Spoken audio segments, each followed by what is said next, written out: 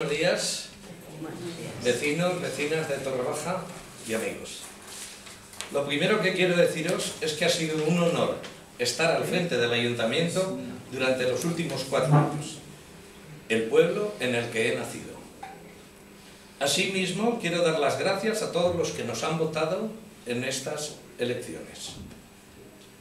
Finaliza esta legislatura en la que desde el equipo de gobierno hemos trabajado con la máxima entrega e ilusión para superar las enormes dificultades derivadas de la situación de endeudamiento que heredamos del anterior gobierno y de la crisis económica que ha golpeado nuestro país.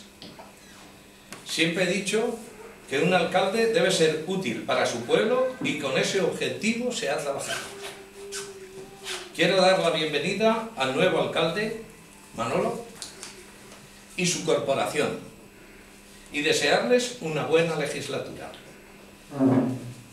A nosotros, el pueblo nos ha designado la función de estar en la oposición y de ejercerla, y al mismo tiempo fiscalizar en la acción del gobierno.